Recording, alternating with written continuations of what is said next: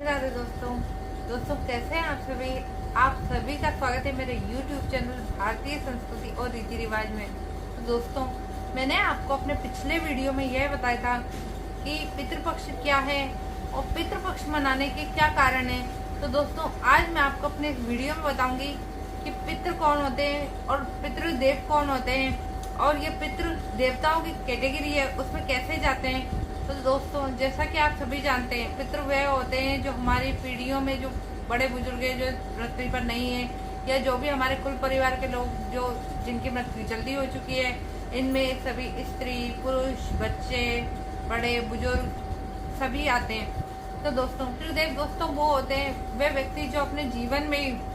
इतने पुण्य कर्म करके जाते हैं, उनके पुण्यों के कारण ही उन्हें जो पितृ लोक प्राप्त होता है, उसमें उनको कहा जाता है देवताओं की पदवी, जिसका काम होता है न्याय करना, जिसका काम होता है कि उनके जो बाकी कुल और परिवार के लोग हैं उनके द्वारा किए गए कर्मों का निश्चय है वो किस प्रकार से किया जाए, उनके कर्मों को किस प्रकार से देखा जाए, उसका निर्धारण ये पितृ देवता ही करते हैं। तो और दोस्तों, दूसरी कैटेगरी जो है वो है मनुष्य पितृ, यानी कि जो नॉर्मल पितृ होते हैं, उनकी ये कैटेगरी होती है जिनने अपने जीवन में ज्यादा दान पुण्य नहीं किए गए, या जो जिनकी जल्दी मृत्यु हो गई, या जो अपने जीवन में कुछ करने का मौका नहीं मिला। तो दोस्तों, उन्हीं को इन मनुष्य पितरों की श्रेणी में रखा गया है। तो ये जो 16 श्राद्ध होते हैं ना दोस्तों, इसी में हमारे सभी प्रकार के पितृ, यानी कि जो देव पितृ होते हैं वह पितृ भी, और जो मनुष्य पितृ होते हैं वह भी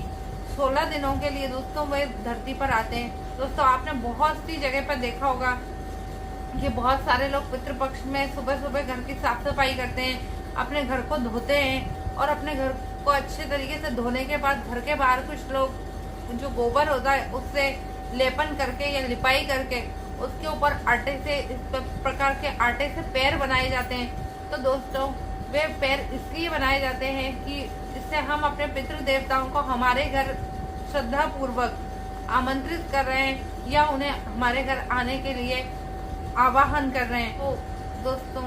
16 श्राद्ध में जो सूर्य की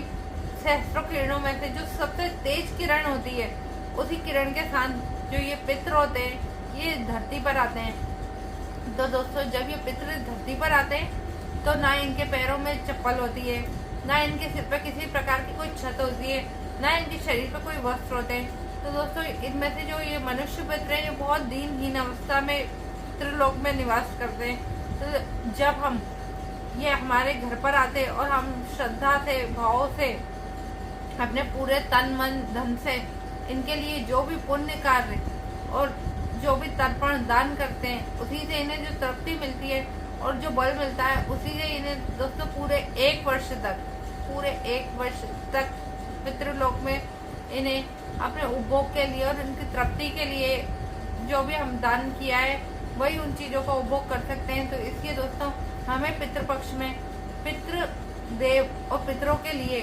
दान पुण्य होम धूप अवश्य करना चाहिए। तो दोस्तों, जिस प्रकार मैंने आपको बताया कि पितृ सूर्य की किरणों के साथ धरती पर आते हैं, तो दोस्तों इसको एक निश्चित समय में बांधा भी गया है कि सुबह 9 बजे से लेकर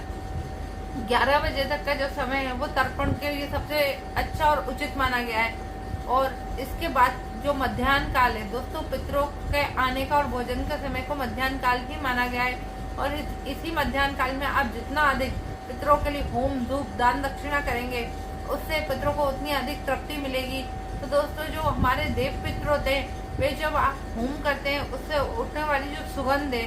जो उससे जो धुआं उठता है, उसी से उन्हें तृप्ति मिल जाती है। लेकिन दोस्तों, कुछ पितर ऐसे भी होते हैं जिन्हें हम मनुष्य पितर कहते हैं, उनको इतनी आसानी से तृप्ति नहीं मिलती, और उनकी इसी तृप्ति के लिए कई लोग तीर्थों में जाके श्राद्ध करते हैं, तीर्थों में जाके तर्पण करते हैं और तीर्थों में जाकर दान दक्षिणा करते हैं। तो वो जितना अधिक दान दक्षिणा करते हैं उससे उनके इन जो पितृ है उनको बल मिलता है। तो दोस्तों, इसीलिए हमें पितृपक्ष में हमारे जो दोनों तरीके के पितृ हैं इनके लिए हमें दान दक्षिणा जरूर करना चाहिए। तो दोस्तों, अगर आपको मेरा ये वीडियो पसंद आया हो,